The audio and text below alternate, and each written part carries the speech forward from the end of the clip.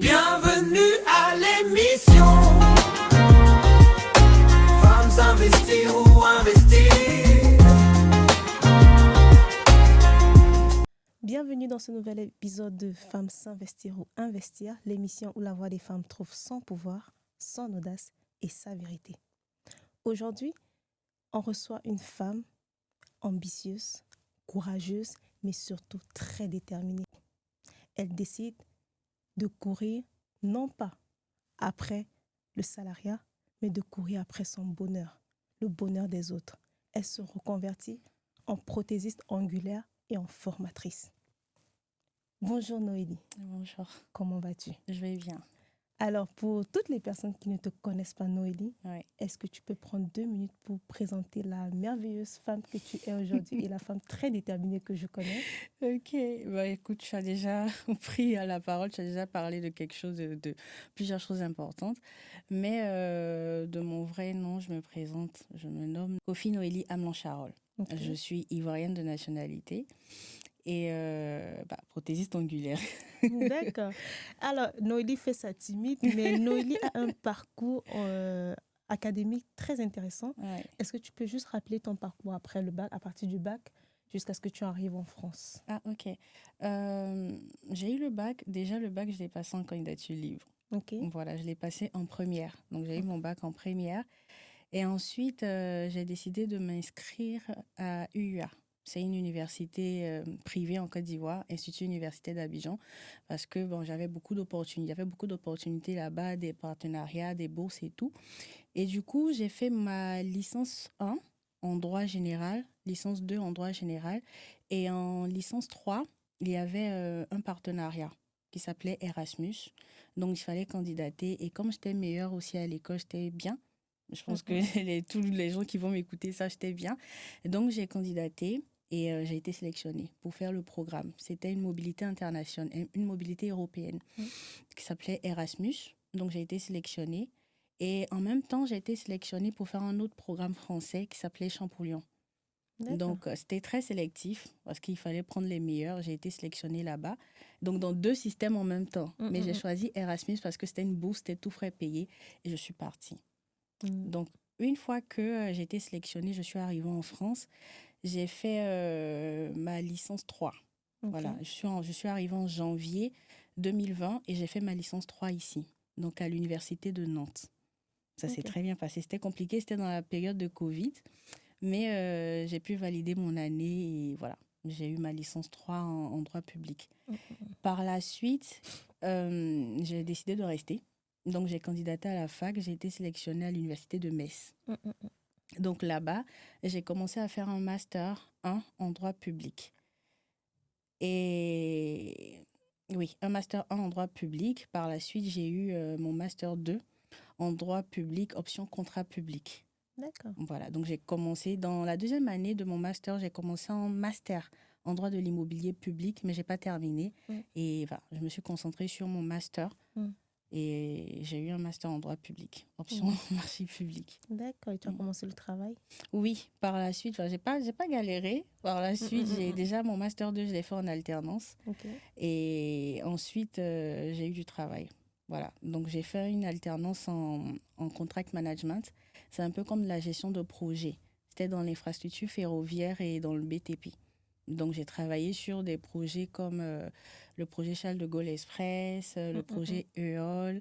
Et par la suite, j'ai été prise aussi pour travailler en tant qu'assistante chef de projet et juriste marché public. Sur d'autres projets aussi d'envergure, comme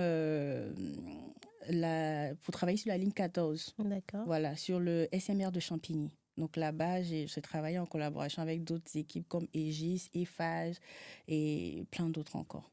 Donc oui, j'ai fait du droit, j'ai travaillé en tant que contract manager, juriste marché public et assistant chef de projet. Et là, du jour au lendemain, tu décides de te reconvertir. c'est pas tellement du jour au lendemain, mais on peut dire ça, oui. J'ai décidé de me reconvertir. Et c'était quoi ton déclic? Je veux dire, tu te lèves pas un jour, tu te dis, je mets un peu de côté mes Mhm. 5 ou plus de 6 ans d'années d'études, parce que tu as fait quand même plusieurs masters, Mhm. tu mets tout ton background académique de Mm. côté et tu te dis, je me concentre sur ma passion. Est-ce que tu savais déjà ce que tu voulais faire plus tard ou alors ça t'est venu vraiment comme un déclic où tu t'es dit, je veux me lancer dans l'entrepreneuriat? Oh, ça m'est venu comme un déclic. Parce que à la base, je voulais être magistrat. D'accord, Magistrat, pas avocate, mais magistrat. ok. Donc, je voulais vraiment exceller en droit. Je voulais faire mon doctorat et tout. Mais il y a eu plusieurs événements, peut-être on aura l'occasion d'en parler, qui ont fait que j'ai abandonné tout ça. Mais je voulais être magistrat. Donc, c'est pas quelque chose, je me suis dit non, il fallait que je sois entrepreneur. Je savais même pas que j'avais ça en moi. Je savais juste que j'étais bonne à l'école. J'avais de bonnes notes et que j'allais exceller en tant que juriste, mais je savais vraiment pas que j'allais me reconvertir. Comme quand tu t'es découvert un talent Et je me suis découverte un talent, en fait. d'entrepreneur. Ouais, Et aujourd'hui, quand tu as commencé les ongles en France, c'est ça? ouais. D'accord. Et c'était quoi les tarifs à peu près avant qu'on ne rentre vraiment dans la vraie question, comment est-ce que tu fais pour prendre la résolution de rentrer en Afrique pour entreprendre? En vrai, les ongles, c'est venu tout d'un coup comme ça. Ok. Non, quand on dit la vérité, j'avais la galère. Comme on dit, c'était compliqué. À un certain moment, c'est pas que les parents ne pouvaient pas m'envoyer de l'argent, mais je suis une femme. Voilà, ce que les parents donnent, ça suffit pas tout le temps. Mm. Il fallait que je prenne soin de moi, les cheveux, les ongles. Et j'aimais bien me faire les ongles tout le temps, toujours être coquette et tout.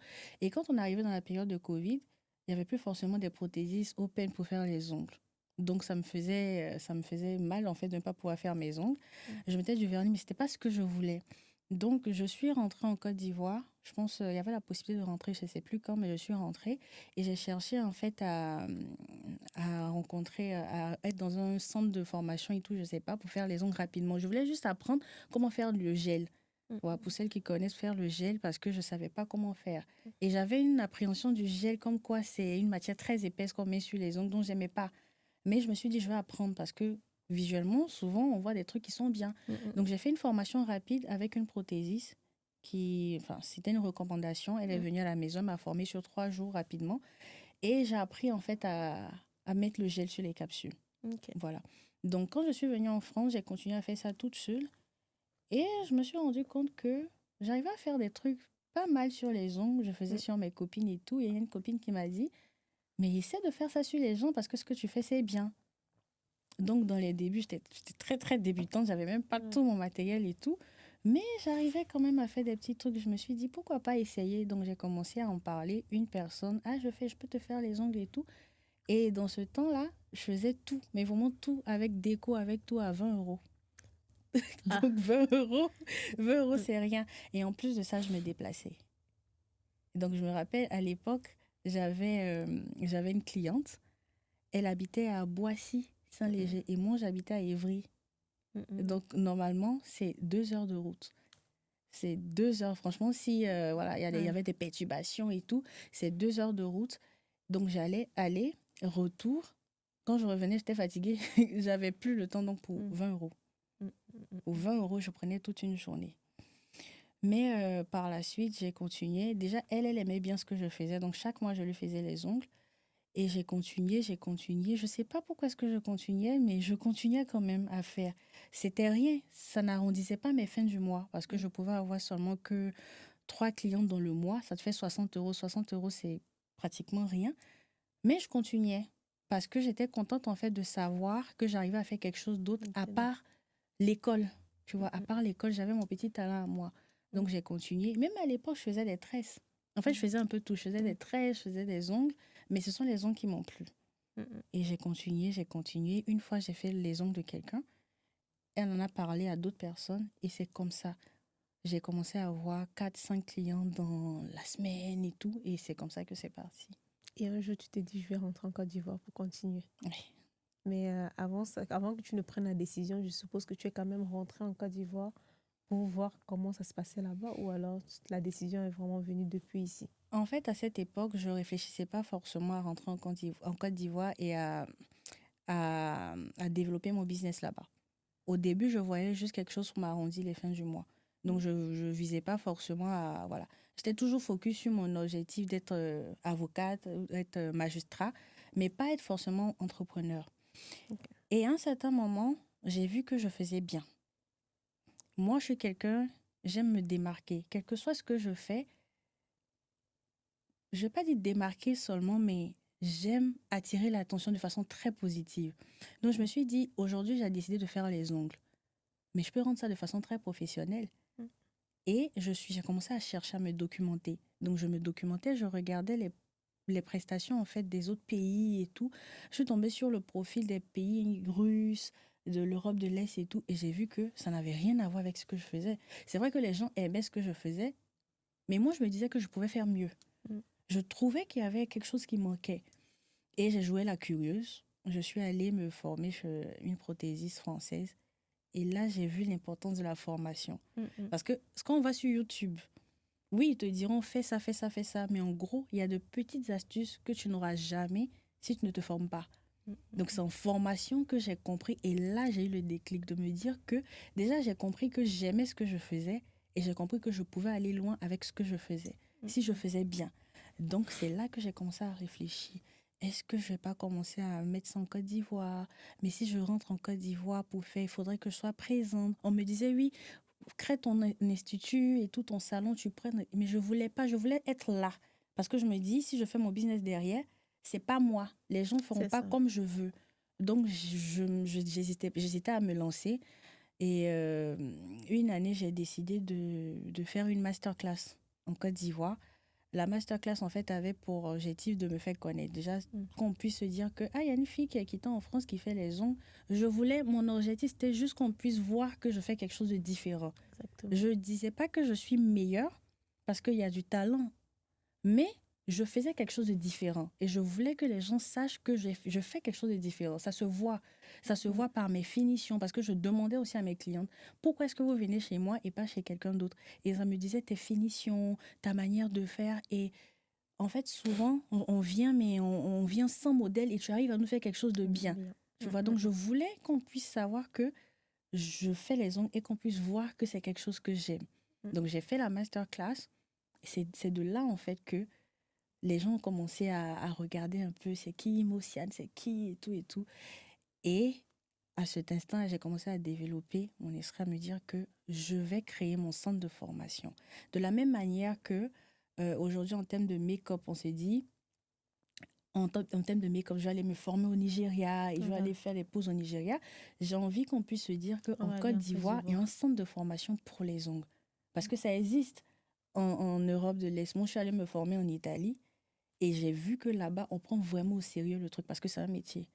C'est un métier. Être prothésiste ongulaire, les gens, ils négligent, mais c'est vraiment un métier dans les autres pays. C'est pas encore en Côte d'Ivoire, mais c'est un métier. Ou même, il y a la police qui vient regarder les règles d'hygiène et tout. Donc ça, j'ai envie que ça se passe en Côte d'Ivoire. Et si ça peut commencer par moi, tant mieux. Et je veux que ça commence par moi. Donc c'est comme ça que j'ai commencé à me dire, je vais créer mon centre de formation et être formatrice. Pas prothésiste seulement, mais formatrice. Donc, c'est comme ça. C'est magnifique. Franchement, ça donne envie. Je pense qu'une prothésiste angulaire qui va t'écouter va se dire, ah ouais, c'est moi qui néglige mon activité comme ça. Faudrait pas négliger. Elle va se dire, ouais, je néglige mon activité. Pourtant, voilà, quelqu'un qui parle avec des yeux qui brillent. Après, à la base, moi, je me disais pas être formatrice. Moi, je me disais être prothésiste et tout. Mais j'ai compris que quand j'explique, j'étais bonne pédagogue. Déjà, quand j'explique quelque chose à quelqu'un, même quand c'est les cours, j'explique quelque chose à quelqu'un, la personne comprend. J'arrive à donner des exemples et tout, des mises en situation, et la personne se dit « Ah oui » et tout. Et j'ai compris que non seulement j'étais bonne pédagogue, mais les gens avaient un peu confiance en moi. Je ne sais pas pourquoi est-ce que, mais quand je parle avec des gens, on a confiance en moi, on m'écoute. Donc, j'ai essayé de former une personne. Elle a aimé. J'ai vu ses résultats, j'ai dit, moi, je vais être formatrice.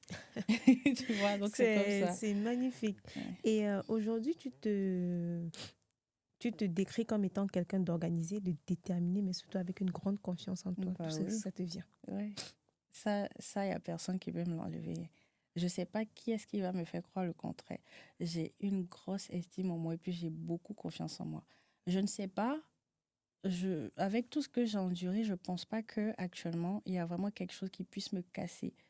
Après, on ne dit jamais, jamais. Moi, je l'ai construit. J'ai travaillé pour avoir cette confiance en moi. Donc moi, aujourd'hui, si quelqu'un arrive à me casser ça, la personne me casse. Mm. Et comme je sais que c'est ça qu'il ne faudrait pas casser, je travaille là-dessus et puis je suis très focus sur ma confiance en moi. Donc oui, j'ai confiance en moi. Beaucoup. Un peu trop même peut-être, mais beaucoup. Non, mais c'est important que tu dises que tu aies confiance en toi parce que quand on est dans l'entrepreneuriat, je pense que c'est l'un des premiers critères. Si tu n'as pas confiance en toi, comment est-ce que tu fais pour dégager de l'assurance Ouais. pour une cliente? Ouais. Tu vois, je pense que le client n'achète pas la prestation, il achète la confiance que le prestataire peut dégager. Donc aujourd'hui, avoir la confiance en toi, même à l'excès, c'est bien. Ouais. À l'excès, c'est bien, Ouais. c'est parfait. Et en fait, je dis, quand j'ai commencé à former, si tu formes et que tu n'as pas confiance en toi, en fait, les gens, ils sont là, ils t'écoutent. C'est je paye, forme-moi. Mais former, en fait, il ne suffit pas de dire fais ça, fais ça, fais ça. Il suffit de convaincre. Tu dois convaincre la personne de dire qu'elle peut y arriver. Moi, j'ai rencontré presque tous les profils, en fait. Il y en a d'autres qui s'agacent. Je peux pas. Il y en a d'autres, quand ils sont vexés, même, elles me parlent d'une certaine manière. Tu vois. Parce que peut-être qu'elles se disent, j'ai formé des personnes âgées, hein. Donc, elles se disent, elle va me faire. Donc, il faut avoir cette certaine confiance, il faut avoir la maîtrise de soi pour pouvoir expliquer à la personne que tu peux y arriver. Regarde, moi, j'ai commencé comme ça, tu peux le faire. Après, c'est le suivi, après, c'est ta détermination, c'est la discipline qui va faire que tu vas te démarquer. Mais il faut avoir confiance en toi, parce que si tu n'as pas confiance en toi, elle peut te lâcher une parole et tu vas te dire, ah non, blesser. j'arrête.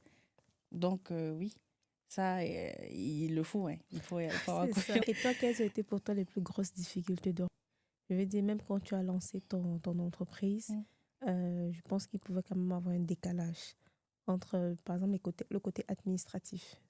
Comment ça peut être ici, en Côte d'Ivoire, comment ça se passe, financièrement parlant aussi, ton capital de départ.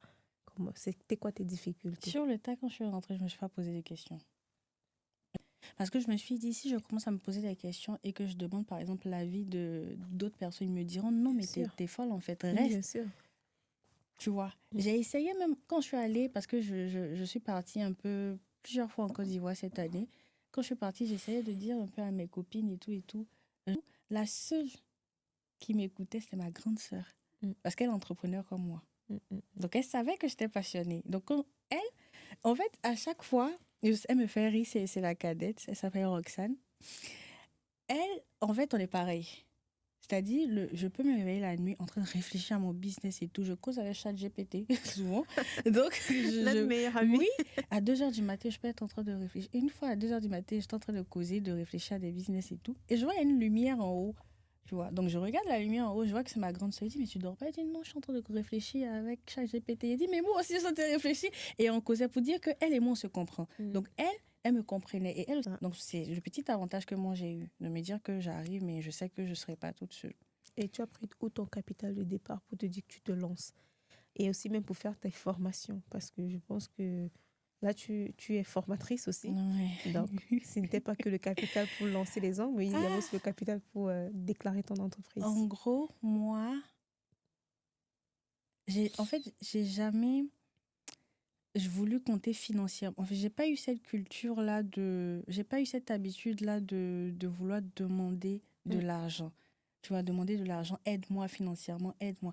J'ai vraiment pas eu ça. La preuve, c'est qu'à la base, quand j'étais étudiante, c'est pas que ma mère pouvait pas m'apporter, mes parents pouvaient pas m'apporter de l'argent, mais je voulais faire quelque chose de mes 10 doigts moi-même. Donc, c'est comme ça que j'ai commencé à faire les ongles et tout. Et du coup, j'ai eu cette habitude à vouloir me débrouiller. Même quand c'était chaud, En fait, j'arrivais tout le temps à avoir quelque chose. Pendant une semaine, j'ai réfléchi, je me suis dit, qu'est-ce que je fais? Je suis venue mettre en place mon business, mais qu'est-ce que je fais concrètement, en fait? Et j'ai dit, Noélie, tu fais les ongles. On sait déjà que tu fais les ongles. Tu as décidé de faire des formations. Tu as 2-3 visuels de tes formations. Fais la communication sur tes visuels. Donc, j'ai recommencé à faire la communication sur mes visuels, mes anciennes masterclass et tout et tout. Et les gens commençaient à dire, ah, t'as Abidjan, je vais faire mes ongles, je vais faire mes ongles. Donc, c'est comme ça. Je fais les ongles de quelqu'un. J'ai 15 000 francs, j'ai 20 000 francs. Ça me permet de payer mon taxi. Je fais les ongles de quelqu'un, 2, 3, 4 personnes. Ah, tu peux me faire les ongles, je suis fatiguée, mais je fais. C'est comme ça que j'ai eu le capital pour commencer. Mes formations. Souvent, je lançais des affiches, j'ai telle formation à faire, mais je n'avais même pas d'endroit où faire les formations. Je n'avais pas d'endroit où faire les formations. En fait, je croyais juste en ma chose. Quand ma mère me demandait, mais tu dis que tu vas faire une formation, j'ai vu, mais tu vas faire ça où? J'ai dit, je ne sais pas. Tu vois? Mais je me disais, au pire, Si ça arrive et que j'ai nulle part où faire, je rembourse l'argent. C'est-à-dire quand les gens me payaient les acomptes et tout, qu'elles m'envoyaient ça, je me disais, déjà ça, je touche pas. Si j'arrive et que je ne trouve pas une solution pour faire les formations, je rembourse l'argent des gens. Mais j'espérais. Je suis aussi croyante, je priais. Et je pense que c'est quand tu es passionné que tu prends ce genre de risques. Bien sûr. Je prenais des risques. C'est-à-dire j'avais pas d'endroit, j'avais pas de financement. À un moment, j'ai cherché, hein, j'ai demandé de l'aide, mais je n'ai pas eu. J'ai été vexée parce que c'était des personnes qui comptaient pour moi. Je me suis dit, c'était des personnes qui pouvaient, mais qui n'ont pas fait. Et là, je me suis dit, peut-être que je suis le genre de personne qui doit se hisser toute seule. Donc, j'arrête. J'ai demandé 2-3 fois, j'arrête. Je me débrouille. Et c'est comme ça. Donc, 15 000 francs, je mets dans ma poche. Je paye mon taxi 5 000, j'ai 10 000. 20 000 francs, je mets. Les formations, je commence à les lancer. OK, système d'acompte, vous payez l'acompte, je garde une partie. Au début, je louais des lots pour faire les formations. Donc, je loue et finalement, je dois payer le matériel. Je dois payer le local. Je gagnais même pas en bénéfice, je gagnais peut-être que 20 000 ou 30 000 francs de bénéfice. Mais c'est parce que les gens pensent. Les gens, quand ils voient, ils se disent « Ah, elle fait ses formations à ça, c'est qu'elle attend. » Mais non, en vrai, je gagnais pas grand-chose.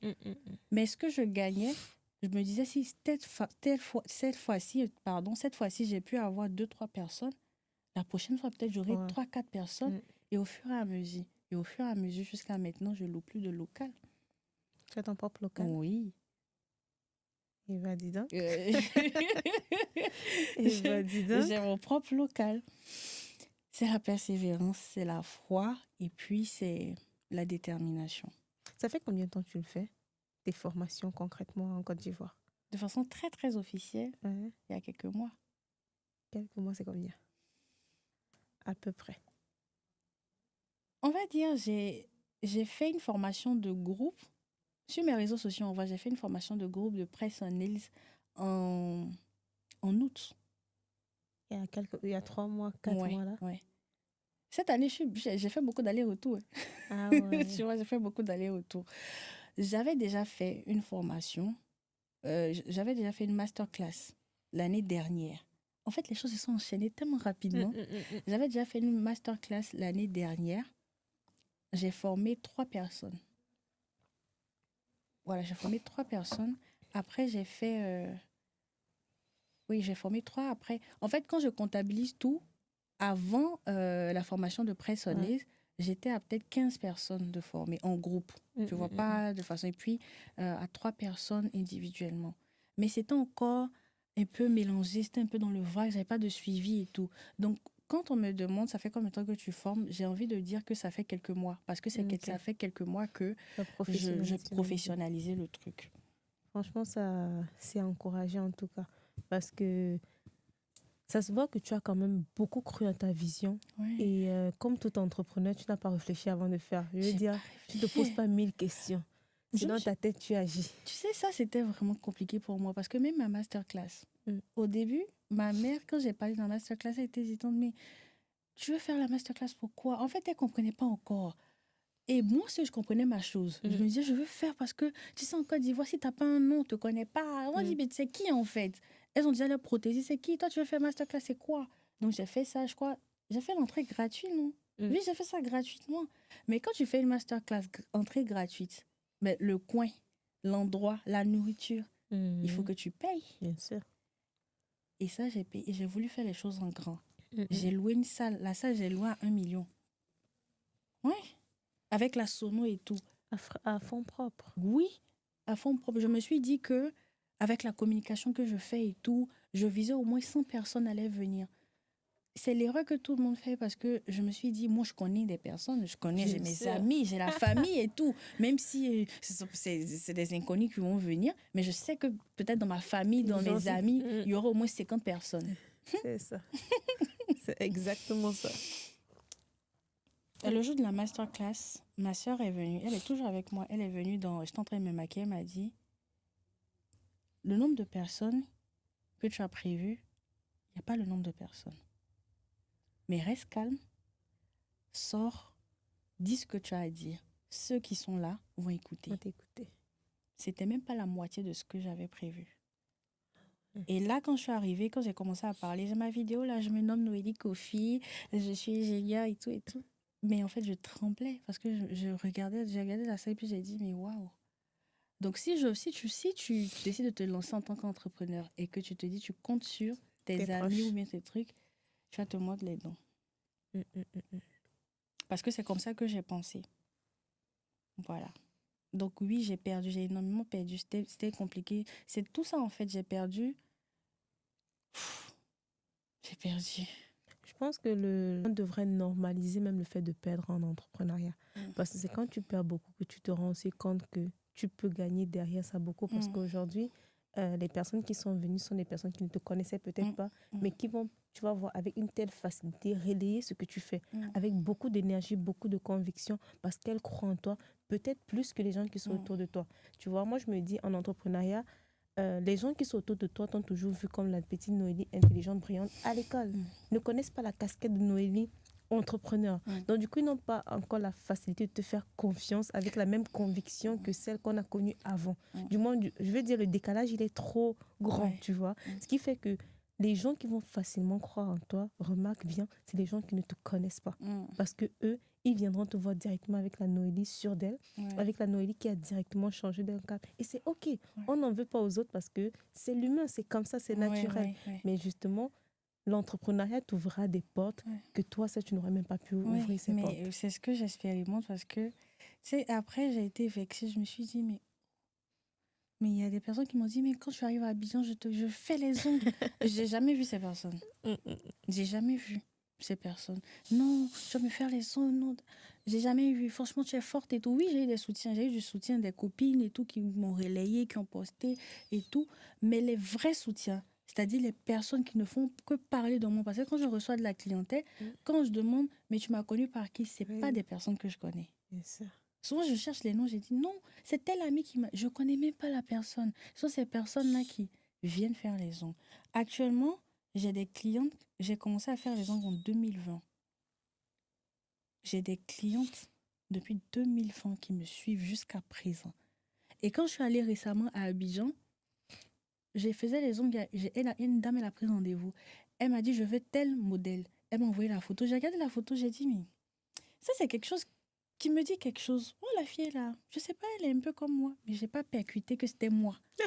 Tu vois? Parce que ça faisait longtemps. Et puis, j'étais un peu occupée. Donc, j'ai répondu rapidement. J'ai dit, ok, ah oui, ça, c'est beau. Et puis, voilà.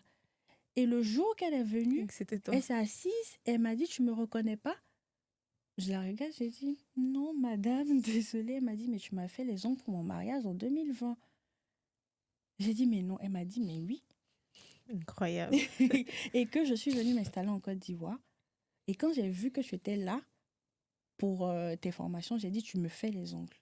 J'ai dit, mais c'est incroyable, en fait. Donc, voilà. C'est tout ça qui me fait me dire qu'il y a des personnes qui croient en moi. Donc, je continue sur ma logique, je crois. Je crois en ma chose. Souvent, je me dis, mais comment est-ce que je vais faire? Même actuellement, je te parle, je me dis, mais je fais comment? Mais être entrepreneur, c'est réfléchir tout le temps. Je réfléchis tout le temps à comment. À 2h du matin, je me réveille. À 4h du matin, je me réveille. Je réfléchis, mais comment est-ce que je dois faire? Comment est-ce que... Dans ma tête, à chaque fois, à la finalité, je me dis, il faut que je fasse. Je ne sais pas comment, mais il faut que je le fasse. C'est comme il y a un grand auteur qui dit, si ton pourquoi est fort, ton comment suivra. Tant que tu parviens à répondre à pourquoi est-ce que tu fais les choses. D'ailleurs, c'est la prochaine question. Aujourd'hui, Noélie, c'est quoi ton pourquoi? Pourquoi est-ce que j'ai décidé de... Pourquoi est-ce que je vais faire ça? Qu'est-ce qui veut dire ton pourquoi qui te motive à te lever tous les matins? Tu as dit tout à l'heure, quand tu partais au travail, tu étais épuisé. C'est ce qu'on appelle le burn-out. Tu ne sais même plus pourquoi tu fais les choses, tu vois. Même parfois, le salaire qu'on te donne ne suffit pas pour te donner de la motivation. Aujourd'hui, quand tu parles de ton business, il y a de la lueur dans tes yeux. Tu brilles, tu as beaucoup d'énergie que tu dégages. Je me dis, qu'est-ce qui te motive autant à te dire que ce business-là fonctionnera et qu'est-ce qu'il y a derrière, en fait, qui te donne autant d'énergie? C'est mon secret, ça, c'est mon secret.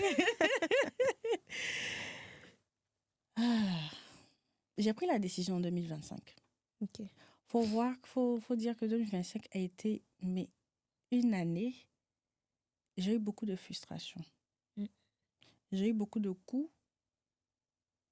Je ne vais pas en parler parce que je préfère que tout s'arrange et en parler.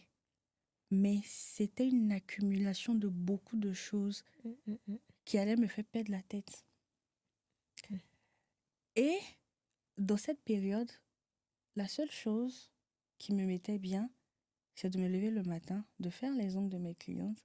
Parce que quand je fais les ongles des clientes, le mood, l'esprit me faisait oublier mes problèmes. Quand je recevais mes clientes, en fait, mes clientes m'ont dit, c'est plus des rendez-vous avec toi.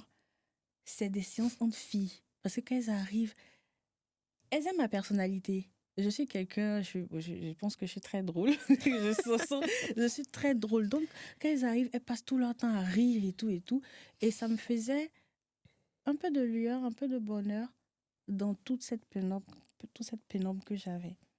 Et c'est comme ça que je me suis dit, toutes les frustrations que j'ai endurées, j'ai envie de transformer ça en force. Je me suis posé 2 questions. Je me suis dit, avec tout ce que tu vis, Noélie, les gens ne savent pas. Tout le monde n'est pas obligé de savoir. Les proches, les personnes très intimes savaient. Ma famille et mes proches savaient. Mais personne d'autre. Parce que je suis en même temps discrète et pas discrète. Je suis discrète sur ma vie très, très, très perso. Perso, c'est que les intimes qui savent. Mais je ne suis pas discrète sur mon activité. Tu n'as même pas être discrète. Je ne faisais pas ça avant. Moi, je n'étais pas une fille des réseaux sociaux. Je n'aimais pas. Mais j'ai compris qu'avec mon business, il faudrait. Et donc là, je suis partout. Où il faut que je parle de mon business, je suis. Donc, je me suis dit, Noélie, face à ce que tu endures, tu as 2 solutions. Soit tu décides de sombrer, ou soit tu décides de te bouger. Et moi, c'est la décision que j'ai prise. J'ai décidé de me bouger et j'ai voulu que mes frustrations se transforment en fait en force. Je voulais qu'on puisse se dire que celle-là, elle est arrivée, elle a commencé comme ça et elle est arrivée comme ça. J'ai commencé en faisant les prestations à 20 € et je me déplaçais en Île-de-France. Pour ceux qui vivent en France savent, j'étais à Évry, j'allais à Boissy pour 20 €. Tu comprends un peu? Donc, il faudrait qu'on se dise que... Parce que les gens, une fois que tu commences à plop, à voir, on se dit, ah, celle-là, il y a forcément quelqu'un derrière. Il n'y a personne derrière. Actuellement, il n'y a personne. En tout cas, actuellement, il n'y a personne derrière. Les seules personnes qui sont derrière, c'est ma famille. Mon père, il ne comprend pas forcément ce que je fais. Il voit mes ongles et tout. Une fois, il m'a dit, vu que j'ai fait les marchés publics, il m'a dit, tu vas aller me représenter dans un appel d'offres. Et j'avais les ongles comme ça. J'ai dit, mais papa, je coupe les ongles. Il dit, non, c'est ton business, donc vas-y. Ça m'a touchée, tu vois. Donc, mes parents, ils me soutiennent sans forcément comprendre, mais ils sont là. Donc, les personnes qui sont présentes pour moi, aujourd'hui, je peux dire que c'est ma famille. Il n'y a aucune aide financière derrière. Oui, les parents, oui. Je n'ai pas dit qu'ils ne m'aident pas. Voilà. Je mange leur nourriture. Mais pour dire que j'ai un investisseur, j'ai quelqu'un qui... Il n'y a personne. Tout ce que je fais ça toute seule. Et je suis fière de le dire. Voilà, donc c'est ça ma motivation. C'est le fait de me dire que je veux faire quelque chose à moi. Et pour toi. Pour moi. Et surtout quelque chose qui me rend heureuse. Je cherchais quelque chose qui allait me rendre heureuse. Et c'est ça qui me rend heureuse. C'est le fait de me lever, de savoir que je fais quelque chose qui satisfait les gens. Je fais quelque chose de beau. C'est ça qui me rend heureuse. Et c'est ça que je veux faire.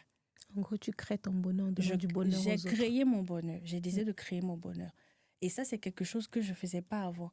Avant, je cherchais à rendre heureux les gens. Donc, je faisais tout, peut-être pour être accepté des gens. Validé. Tu vois, pour être validé. Ah non, j'étais quelqu'un avant. Dans la France, ici, je vais cuisiner, les gens vont venir manger. Ah non, Noélie, je vais venir manger. J'étais toujours serviable, toujours disponible. Je ne disais jamais que j'étais fatiguée. Je le faisais. Mais ça, ce n'était pas être heureuse parce que je rendrais les gens heureuses. Mais moi-même, je n'étais pas heureuse. Et à un moment, je me suis dit, Noélie, qu'est-ce qui te rend heureuse, toi? Tu vois. Et c'est quand j'ai commencé à me dire que c'est ça qui me rend heureuse, j'ai commencé seulement à réfléchir en fonction de ça.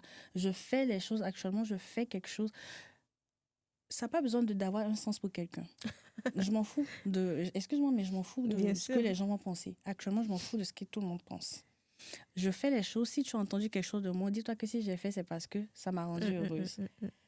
ça n'a pas besoin d'avoir de sens pour toi. Ça n'a pas Exactement. besoin d'avoir un sens pour toi, le fait que j'ai décidé de ne plus être avocate et que je suis prothésiste. 8 maisons de Cardi B, je les aime comme ça. Tu vois? Mais c'est ce qui me rend heureuse. C'est ça. Voilà, c'est tout. On va parler un peu plus de ta vie personnelle. Non, pas perso, mais ok. perso en surface. Non, mais quand même un peu personnel Ouais, parce il n'y a que pas de souci. ça fait quand même partie des éléments qui ont déclenché ton départ, la solitude en France et le décès de ton frère. Est-ce que tu peux nous raconter et quel impact ça a eu finalement sur ta décision de rentrer? La solitude en France. Je pense que tout le monde vit ça.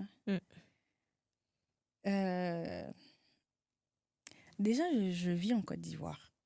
En Côte d'Ivoire, j'étais quelqu'un de très réservé. J'avais pas de restrictions. J'étais pas dans une famille où on me disait « Ah, tu sors pas, tu fais pas ça ». Ma mère, mes parents étaient très... Enfin, voilà, ça va. Mais je sortais pas. Je sortais pas forcément et tout et tout. J'étais l'intello typique, tu vois. L'intello, je vais à l'école et tout et tout et tout. Oui, j'étais belle. J'étais très belle quand j'étais toute jeune et tout. Mais je sortais pas. Donc, j'étais très dans mon coin. Et puis, j'ai ma bourse. J'arrive en France. Le système est différent. Déjà, il y a l'ordinateur. On prend les cours avec l'ordinateur. J'avais l'ordinateur, mais je saisissais pas. Donc, il faut saisir les cours là et tout. C'est compliqué. On arrive dans un pays, il fait froid, il y a la Covid. Bizarre. Franchement, mais je me suis dit, écoute, je suis venue pour bosser, je bosse. Donc, je bosse et tout. Et tu as parlé de quelque chose, mon frère. C'est pas mon frère de sang. Mais c'était quelqu'un dont j'étais un peu proche. On parlait. Et surtout, quand il a su que je devais venir en Côte d'Ivoire, en France, il était tout content. Parce que je pense que tout le monde voulait que je vienne en France. Donc, il m'a appelé une fois. Il était à Dijon. Il m'a appelé une fois et puis il m'a dit « Ma petite soeur, tu es arrivée, on va se voir. Quand il y aura le déconfinement, on va se voir. » Donc, il y avait déjà l'enthousiasme. Je me disais, c'est la seule personne déjà que je vais connaître en France parce que je connaissais personne en France. Donc, j'étais contente de retrouver mon grand frère. Et puis, une autre fois, il m'a appelé et il m'a dit, c'était comme s'il me donnait des conseils. Tu vois, il m'appelait, tu viens d'arriver en France, compte sur toi seul, ne compte pas sur quelqu'un. La France est compliquée, c'est difficile, je te sais courageux, je sais. On a parlé longtemps. Et il m'a dit, dans 2 semaines, on se voit à Dijon. J'ai dit, ok, on a parlé longtemps. Et puis, il m'a dit, je suis trop fière de toi, tu es arrivé, en plus, tu es intelligent, tu as validé ton année. Et puis, j'ai coupé. Je crois, 1 semaine après, il y a ma mère qui m'a appelé. Tu as des nouvelles de ton frère? J'ai dit oui, on a parlé au téléphone et tout. On s'est laissé un message et tout. Et elle m'a annoncé qu'il était décédé. Et c'est plus les circonstances dans lesquelles il est décédé. Il est décédé seul. Chez lui seul. En ce moment, j'étais maladive. J'avais des petits bobos. J'ai toujours eu des petits bobos. Mon grand frère, mon aîné, il m'appelle bébé Shintok. Parce que j'ai tout. De la tête aux pieds, on m'a déjà trouvé un bobo. Les yeux, les dents, les pieds, tout. Et je me suis assise, je me suis dit, mais je suis arrivée dans un pays où je connais personne. Mais ça se trouve, une fois, je fais souvent des crises, tu sais, des trucs comme ça. Mais s'il n'y a personne à côté de moi, comment est-ce que je fais? Je ne vais pas mourir toute seule en France ici comme mon grand frère. Donc, quelqu'un qui n'était pas très, très proche de moi, sa mort m'a impactée, mais au plus profond. Et je ne sais même pas si ma famille sait ça. Quand j'ai appris mon acceptation à l'université de Metz, je me disais, mais non, je vais arriver dans un autre pays, dans une autre ville, je vais faire comment? Et j'ai cherché à connaître des gens là-bas avant d'arriver. Donc, quand je suis arrivée là-bas, ça a été un calvaire pour moi. Ça a été un calvaire pour moi. Pourquoi? Parce que je me retrouvais seule. Tous mes amis que j'avais eus à Nantes, je les avais plus en fait à Metz. Donc, j'ai commencé à rester seule, à avoir peur. J'allais bosser à la gare. Pourquoi à la gare? Parce que quand j'étais seule à la maison, j'allumais la télé, oui. Mais la télé, je savais que ce n'était pas des personnes en vrai. Et je voulais être en présence des personnes en vrai. Donc, j'allais m'asseoir à la gare ou à la bibliothèque. À la bibliothèque, les gens ne bougeaient pas. Mais à la gare, les gens bougeaient. Donc, ça me procurait de la paix. Oui. Ah ouais. Oui. En ce moment, je ne savais pas que je déprimais. Oui, derrière, je vivais ma vie. Je partais à l'école. Mais je partais à l'école parce qu'il fallait partir à l'école. Mais pas parce que le droit que j'aimais tout le temps et tout. Non. Donc, Je partais. Et à un certain moment, il y avait la 3e vague de confinement. Franchement, à cette époque, c'était quoi, en 2021? Mm. Oui, fin 2020. Oui. Sachez, toutes les personnes qui me connaissent, qui m'ont connue en fin 2020, sachez que tout ce que j'ai eu à faire, ou bien, j'étais pas normale. Non, sincèrement, fin 2020, j'étais pas normale. Mm. Parce que quand je m'assois et puis je réfléchis à ce que j'ai pu dire aux gens, ce que j'ai pu faire, je me dis, Noélie, dans ton état normal, tu n'aurais pas fait ça. Et j'ai arrêté volontairement de partir à l'école. Pardon, maman, pardon, papa. Mais j'ai arrêté de partir à l'école. J'ai arrêté de partir à l'école. Tu te rends compte, quelqu'un qui est meilleur à l'école, toujours des bonnes notes, et qui arrête de partir à l'école? Je me suis enfermée chez moi, dans mon 18 mètres carrés. J'ai acheté, comment dirais-je même, un pack de trucs de yaourt là, Ouais. de l'eau, 4 cuisses de poulet. J'ai fait 1 mois avec ça. Puis pesé, j'avais perdu 15 kilos en 1 mois. Et ça, je ne m'étais pas rendu compte. Mais ce qui m'a marqué en plus, c'est que pendant ces 1 mois, personne n'a tapé à ma porte. Solitude de l'Europe. Ça ne va jamais arriver en Côte d'Ivoire. Tu auras forcément quelqu'un qui va venir taper à ta porte ou t'appeler, mais même si Snap aujourd'hui, si tu ne postes pas un truc 1 fois, 2 fois, on te demandait, mais tu ne postes rien. 1 mois, personne n'a tapé à ma porte. C'est là que je me suis rendu compte que j'ai déprimé. Parce que quand j'ai essayé mon jean, comme ça ne rentrait plus. Je me suis levée. Donc oui, j'ai été dépressive. Et pour sortir de cette dépression, c'était compliqué. Je peux dire que jusqu'à fin 2021, début 2022, j'étais dépressive. Mais sauf que j'étais plus dépressive ou je faisais plus rien. Je vaquais à mes occupations, mais j'étais en dépendance. Il fallait qu'il y ait quelqu'un à côté de moi. Il fallait que quelqu'un valide ce que je fais. Sinon, ça n'avait pas de sens pour moi. Donc, je faisais les choses comme ça. Donc, à cette époque aussi, j'ai commencé les ongles, mais je n'avais pas de vision pour. Je faisais juste pour arrondir mes fins du mois, c'est tout. Donc, on peut dire que ton activité aussi, finalement, est venue te faire sortir un peu de cette dépression-là. Oui, quand même, parce que je faisais quelque chose outre le fait de vivre. Tu vois, je me disais, je fais les ongles. Mais en ce moment-là, ce n'était pas encore quelque chose pour moi qui était dans mon cœur. Parce que je pouvais me réveiller le matin, je n'étais pas bien et je décidais de ne pas faire les ongles. Sauf qu'actuellement, ce n'est pas possible. Actuellement, je fais tout le temps. Tant que je peux, je fais. Tu vois.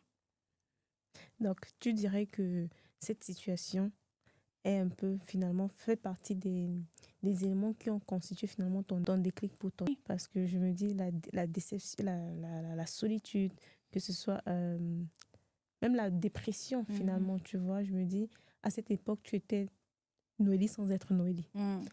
Et quand tu as commencé tes ongles, tu t'es dit, je cherche tellement à être entourée et en même temps, tu veux être entourée, en même temps, tu cherches aussi un peu la validation des gens et en même temps, tu essaies de te trouver une autre personnalité, de découvrir peut-être une facette de toi que tu ne connaissais pas. Dans tout ce que je faisais, je me suis promise de ne plus être dépressive parce que ça n'avait pas de bons effets sur moi.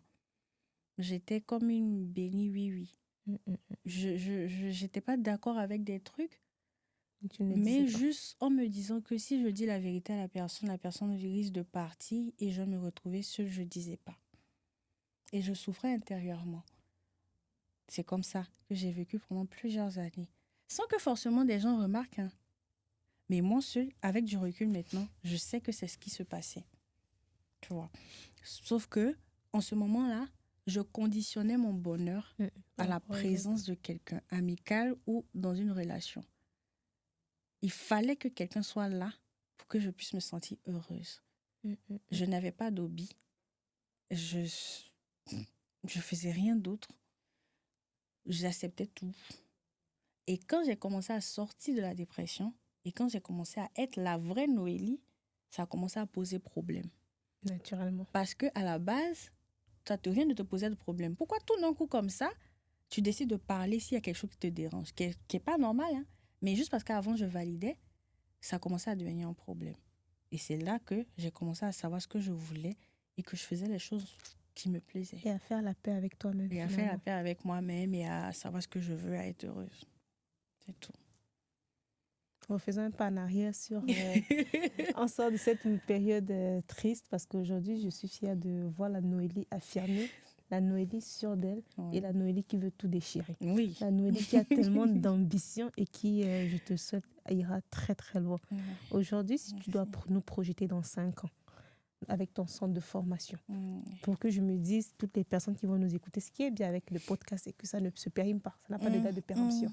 Donc même dans 5 ans, une femme qui te regarde, tu dirais quoi? Que tu veux, quelle est ta vision sur ton centre de formation? Qu'est-ce que tu veux apporter à la femme? Je me dis, le bien-être, tu es en train de faire quelque chose pour le bien-être féminin. Mm. Qu'est-ce que tu veux comme espace féminin? Qu'est-ce que tu veux donner comme opportunité aux femmes qui vont venir se former avec toi? Je veux dire, c'est quoi ta vision? Projette-nous dans 5 ans. Déjà, dans 5 ans, j'ai mon centre de formation. Ça, c'est sûr. Voilà. Dans 5 ans, j'ai mon centre de formation. Je suis la référence en termes de manicure en Côte d'Ivoire. Il faudrait qu'on se dise, quand on voit la manicure de quelqu'un dans les rues, qu'on puisse se dire, ça, c'est Noélie qui a fait. C'est comme ça qu'on reconnaît les marques, les trucs. On n'a pas forcément de te demander, on n'a pas besoin de te demander, t'as acheté ton sac où? On voit le sac et on sait que c'est telle marque. Moi, j'ai envie que ça se passe pour les ongles. Et toutes mes formations que je fais les formations de façon très professionnelle. À un certain moment, je me suis dit, il faudrait que ma formation puisse impacter ce que je fais. Donc, par exemple, aujourd'hui, je suis déclarée. En Côte d'Ivoire, je suis déclarée. Je fais des contrats de formation. Donc, dans mes formations, une fois que tu t'inscris, tu as ton contrat. On signe le contrat ensemble, on le lit ensemble.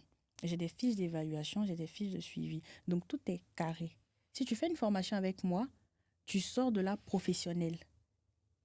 Donc, c'est pas fait comme ça, la va-vite, non. Il y a un suivi derrière, il y a de l'accompagnement et un aspect professionnel derrière. Et c'est cet aspect professionnel-là que moi, je veux imposer ou bien je veux apporter en Côte d'Ivoire. Parce qu'il y en a plein qui veulent se former. Il y a d'autres qui cherchent des centres de formation et tout, mais qui ne savent pas forcément. Donc, moi, je veux être reconnue comme celle-là même qui apporte du professionnalisme, en fait, dans le métier, dans l'esthétique. Comment dirais-je même, le métier de prothésiste, c'est pas un métier d'État. Donc, il n'y a pas de diplôme et tout. Moi, j'ai envie que quand même, à un certain moment, on puisse avoir une reconnaissance de ça. Parce que, mine de rien, c'est pas à négliger. Bien on sûr. utilise des outils qui peuvent blesser. Exactement. Donc, il y a des risques. L'ongle, c'est une partie du corps humain. Donc, il y a des risques d'infection, il y a des risques de maladie. Donc, il faut quand même que ça soit professionnel. Et même ça, on parle de l'aspect manicure, on parle des femmes. Mais même les hommes, il y a des hommes qui font des manicures actuellement, qui sont propres. Et nous aussi, les femmes, on aime bien les hommes qui sont soignés.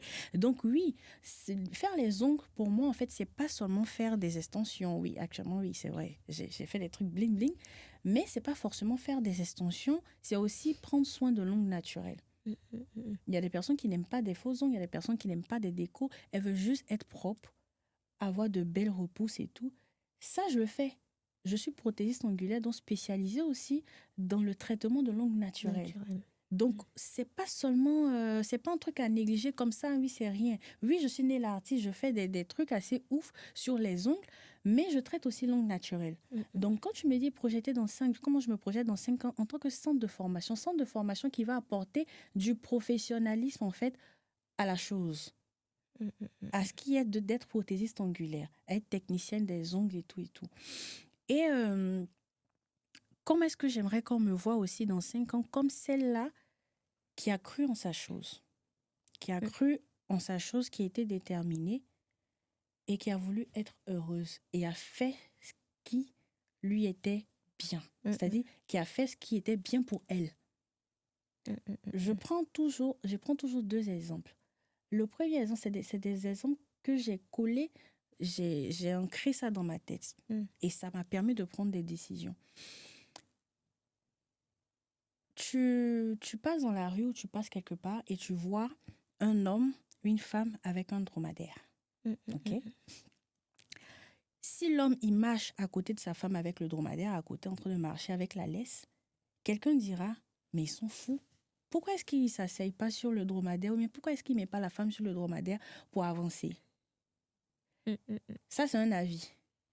il marche, s'il a décidé de mettre il a décidé de mettre la femme sur le dromadaire, quelqu'un dans la rue dira, mais la femme, ça se trouve, elle domine son mari. Elle domine son mari, elle est sur le dromadaire et tout. Comme quelqu'un qui dira qu'il est galant. Mais une autre personne dira que celle-là le domine. Mm. Si c'est l'homme qui s'assoit sur le dromadaire, on dira qu'il n'est pas galant. Mm. Ça veut dire 3 situations, 3 avis différents. Donc, quel que soit ce que tu feras dans ta vie, il y aura toujours quelqu'un pour dire, pour parler. Donc, si tu veux faire les choses en fonction des autres, tu ne seras jamais satisfaite. Il y aura toujours quelqu'un pour parler. Aujourd'hui, mais je suis sûre, il y a forcément des personnes qui... Moi, oui, j'ai déjà entendu. J'avais même pas encore commencé à faire les gens. J'ai entendu que celle-là, elle fait quoi? Elle fait rien. C'est même pas beau ce qu'elle fait. Je te jure. Ce jour, je me suis assise, j'ai dit, mais tu n'as encore rien vu. J'ai même pas encore commencé à faire quelque chose. Ça, c'est pas de l'arrogance, mais c'est du réalisme. Parce que tu peux ne pas aimer ma personne. Tu peux ne pas forcément aimer mon travail. Mais si tu n'as pas quelque chose de positif à dire sur moi, tu le fais pas. Donc, il y a forcément des gens qui vont dire quelque chose sur ta vie. Et ce qui détermine en fait une personne, comment dirais-je même, un entrepreneur d'un autre et tout, c'est la passion. Tu peux pas décider de te lancer dans quelque chose juste parce que tu vas arrondir tes fins du mois. Exactement. Si c'était juste ma vision, ça, depuis, j'avais arrêté parce que c'était très difficile. Il y a des périodes où, en tant qu'entrepreneur, il y a des périodes creuses. Il y a des périodes creuses, il y a des périodes où tu n'as rien. Donc, c'est la passion qui te donne envie de pouvoir continuer et de réfléchir à comment tu vas anticiper ces périodes-là. Tu vois un peu. Et quand tu accordes la valeur à ce que tu fais, quand tu mets de l'importance dans ce que tu fais, ça te réussit. Deuxième exemple que je donne, il y a un concours qui s'est passé en Côte d'Ivoire. On appelle ça, il y a eu le salon de l'auto, la main de fer. C'est-à-dire tu restes posé sur, comment dirais-je, la voiture. Il y a une voiture en jeu. Ou rester posé sur la voiture, la main sur la voiture, sans bouger. Il dessine une main comme ça, ta main reste à l'intérieur et tu ne bouges pas. Une fois que tu bouges la main, tu perds. Donc, il y a plusieurs personnes qui posent la main sur la voiture et la personne qui va tenir le plus longtemps remporte la voiture. Je pense que celle qui a gagné cette année, elle a fait 3 jours. Et je crois qu'il y a des petites pauses, mais 3 jours sans se laver, sans dormir. Sans bouger. Mais pourquoi elle est restée déterminée comme ça? Parce qu'elle a accordé de la valeur à la voiture. Elle avait son Donc, objectif. Je reste convaincue que on peut tout obtenir dans la vie. Il faut juste de la détermination, de la volonté, surtout de la discipline. Une fois que tu as réussi ça, et puis un peu d'intelligence. Une fois que tu as réuni tout ça, tu peux tout obtenir. Et si tout le monde agit comme cette dame-là, tout entrepreneur agit comme cette dame-là, ils sauront qu'ils pourront faire. Et moi, c'est comme ça que j'agis. J'accorde de l'importance à mon business. Même si aujourd'hui, j'avais décidé de vendre, et même je peux dire à ceux qui vont le sachet, même le bon mot aujourd'hui, tu crois en ton business, non? Si tu as de la discipline, tu as de la motivation, tu pourras aller loin. Aujourd'hui, on a quoi? On a des photographes de ministres, on a des photographes de présidents, on a des chefs, on a des cuisiniers, on a des coiffeurs. On a des coiffeurs, des présidents. Tu penses qu'eux, ils ont quelque chose à envier à un salarié? Non. Mais ça reste, comme on le dit, des petits métiers, alors que ça peut ne pas être un petit métier. Tu peux vendre, il y a des imprimeries actuellement, mais des entreprises d'imprimerie, tu te rends compte s'ils ont plusieurs business, ou même s'ils sont imprimeurs de peut-être une campagne présidentielle, tu penses qu'ils se prennent combien? Donc, quel que soit ce que tu fais, si tu mets de la valeur à ce que tu apportes de la valeur, tu es discipliné, tu es motivé, que tu crois en ta chose, tu peux tout obtenir. Exactement. Et c'est le mindset que moi j'ai. Et c'est avec ce mindset-là que je réfléchis. Voilà. Et je pense que c'est ça qui m'a permis de pouvoir être là, alors que ça fait à peine 2-4 mois que, voilà. C'est quelque chose, j'ai réfléchi à longtemps, j'ai peaufiné à longtemps, mais ça se décante là depuis que j'ai ce mindset. Voilà. Est-ce que tu dirais que cette activité est rentable? Je veux dire, est-ce que quelqu'un peut vivre de ça concrètement en Côte d'Ivoire? Oui, c'est rentable. Les prix en France ne sont pas pareils qu'en Côte d'Ivoire. En France, les prestations en onglerie, c'est minimum 60 €. En tout cas, chez les professionnels, 60 €. Mais en Côte d'Ivoire, je fais minimum à 15 000 francs. C'est rien. Mais on arrive à vivre avec. En fonction du comment dirais-je même, du coût de la vie, en fonction de comment est-ce que toi-même tu vis. Si tu vis au-dessus de tes moyens, écoute, en tant qu'entrepreneur, tu es toi-même ton comptable. En tout cas, actuellement, je suis moi-même mon comptable, je suis moi-même ma community manager, je suis moi-même mon mannequin, je suis moi-même mon infographe, je suis moi-même mon tout, en fait. Donc, j'ai toute cette pression-là sur moi. Et du coup, si je veux vivre comme si j'ai pas de lendemain, je vais pas m'en sortir. C'est ça. Mais c'est possible. Avec de la structuration, avec comment dirais-je, de l'organisation. C'est pour ça que je t'ai dit, je suis très organisée. Moi, par exemple, je sais pas c'est quoi la grasse matinée. Mes proches le savent, je fais pas de grasse mat. Je me réveille pas à 9h du matin. J'ai des choses à faire, je peux pas me réveiller à 9h du matin.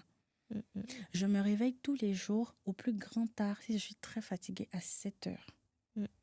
À 7h, je me suis réveillée, j'ai déjà organisé ma journée.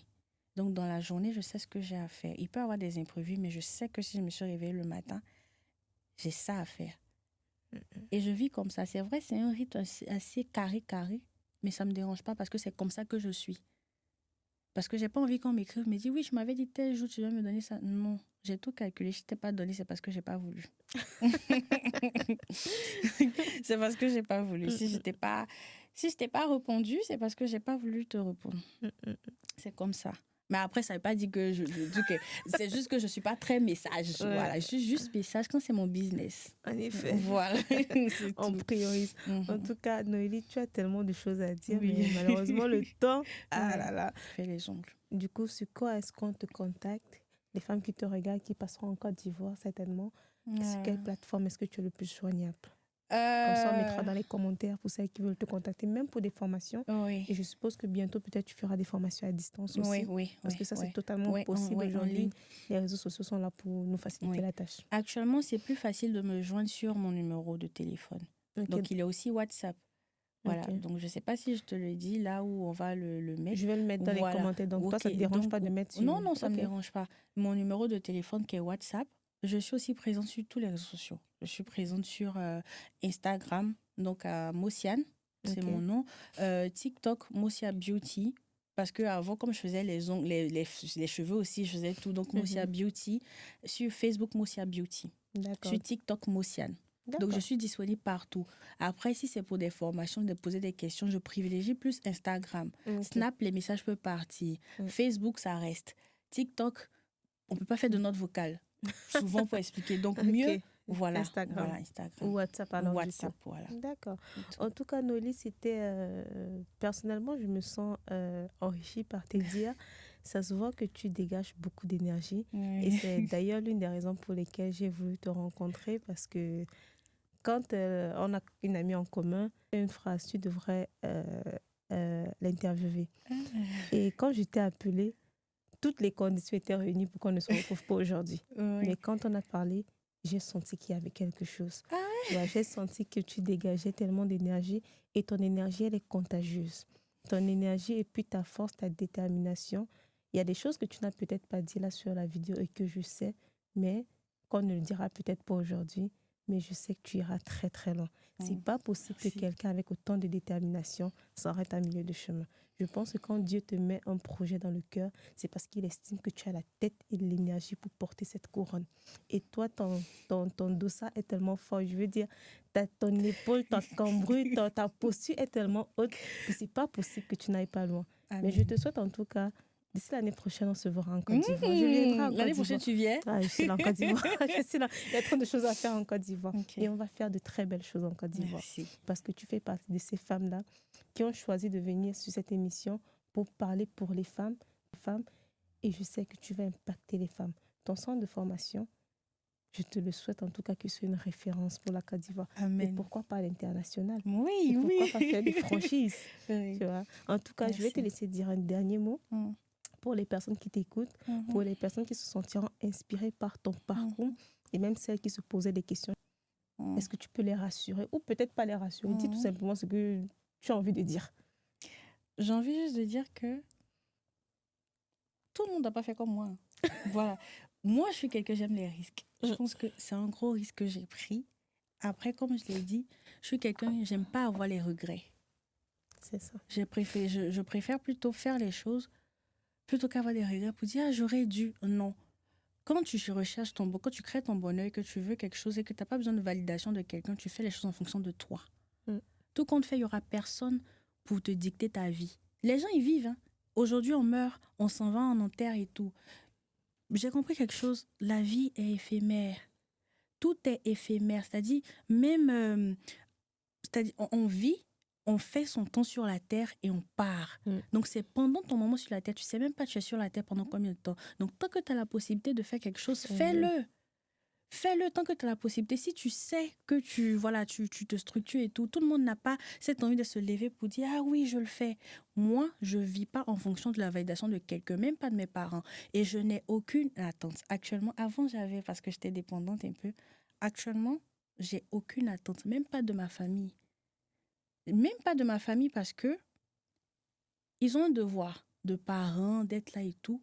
Mais je ne peux pas me fâcher contre ma mère ou mon père parce qu'ils ne m'ont pas donné de l'argent. C'est leur argent. Si tu veux ton argent, fais ton argent. C'est tout. Donc, moi, je n'ai pas d'attente. Aujourd'hui, je ne pourrais pas me fâcher parce que ma mère ne m'a pas donné de l'argent ou parce que mon père ne m'a pas donné de l'argent. Écoute, ils ne sont pas obligés. Tu es grande, lève-toi. Il y a des personnes qui n'ont pas de parents qui s'en sortent. Donc, toi, lève-toi. Si tu as juste la grâce d'avoir tes parents qui sont là avec toi, ok. Mais n'aie aucune attente de quelqu'un. Si tu n'as pas d'attente, tu vis bien. Si tu n'as pas d'attente, tu n'as pas de déception. C'est dommage, hein, parce que normalement, dans la vie, on a forcément besoin de compter sur des gens, d'être présent et tout et tout. Je sais que je suis déterminée et je ne peux pas être comme ça et mon business va pas... C'est pas possible. J'ai pas tué quelqu'un dans ce système. Donc... C'est ça qui voilà. Donc, c'est ce que je peux dire aux gens. Sans doute qu'après, peut-être, ce podcast, ça va m'ouvrir des opportunités. Tant mieux. Mais actuellement, ce qui me fait vivre, c'est ma détermination et ma foi en mon business. Donc, si tu as foi en ton business, si tu veux te lancer, lance-toi dans quelque chose. Et je peux terminer pour dire que si tu es prothésiste angulaire aussi, tu es une femme, tu as envie de te former, viens te former chez moi. Tu viens te former, c'est sûr que tu seras bien formée. Et voilà, donc c'est tout ce que je peux dire. Tu es la référence. En tout cas, je le sens, ça va bien se passer. En tout cas, merci beaucoup pour toutes celles qui nous ont écoutées. Merci à toi, Noélie, pour ton énergie, pour ta bonne humeur, pour tes paroles de motivation que tu as données. Je sais que beaucoup se sentiront en tout cas très, très... motivé en tout cas par tous tes dires, par ton parcours qui est riche. Tu as la quête de ton bonheur et de ce qui peut te driver. Donc, tu as fait le choix d'entreprendre. C'est un choix très difficile, surtout pour les femmes. Mais tu as fait quand même le choix d'assumer que tu peux te donner les moyens pour atteindre ton objectif. Et on te souhaite beaucoup de courage. Merci. Et à toutes celles qui nous ont regardés, je vous souhaite beaucoup de courage aussi à vous. Et n'hésitez pas à contacter Noélie si vous souhaitez vous faire former et si vous souhaitez faire les ongles voilà. En Côte d'Ivoire. En tout cas, on mettra tout dans la description et on se dit à bientôt pour le prochain épisode. Au revoir. Ciao, ciao. Ouais.